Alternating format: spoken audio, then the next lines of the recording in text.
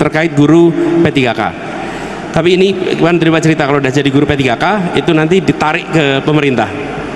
Begini, nomor satu, kesetaraan tadi.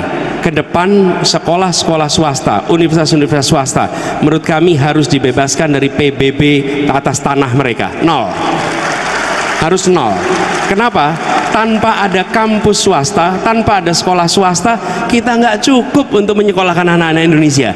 Cara negara membayar balik adalah PBB untuk sekolah, kampus, semua yang sifatnya sosial, termasuk rumah sakit yang sifatnya sosial, itu nol PBB-nya. Yang kedua, semua yang diangkat menjadi pegawai pemerintah dengan perjanjian kerja P3K ini, mereka dibiarkan untuk tetap mengajar di swasta karena mereka adalah guru-guru yang mengajar anak Indonesia.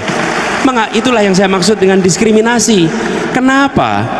Kalau mereka menjadi guru di swasta, seakan-akan ini biar bukan Indonesia, harus dikembalikan ke pemerintah untuk menjadi Indonesia. Tidak, dia bisa di swasta dan negara tetap bisa menghargai mereka. Karena udah investasinya swasta, yang sudah mendidik, yang sudah menjadikan mereka dokter, tahu-tahu dipindah oleh negara. Justrunya harus dibalik, negara harus investasi kepada dosen dan guru swasta supaya mereka bisa mendapatkan pendidikan yang lebih tinggi. Jadi diubah tuh cara pandangnya. Lalu banyak sekali perguruan swasta, mengapa mahal? Karena mereka harus mengakuisisi tanah, harus beli tanah, dan tanah itu selalu komponen termahal. Betul tidak Pak Rektor? Semua sekolah swasta biaya paling besar apa? Tanah. Jadi kami ke depan ingin tanah-tanah negara bisa dimanfaatkan oleh swasta, selama itu dipakai untuk pendidikan, kesehatan, dan kegiatan sosial. Kenapa? Loh, apalagi seperti Nahdlatul Ulama, Muhammadiyah, sudah mendidik bangsa Indonesia sebelum negeri ini ada. Kenapa sesudah ada negara justru berbalik? Kita ini pelit sama rakyat kita sendiri, kita ini pelit sama swasta kita sendiri.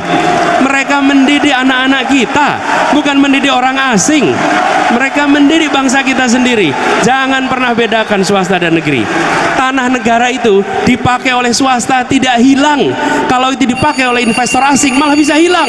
Tapi kalau dipakai oleh swasta nggak mungkin hilang.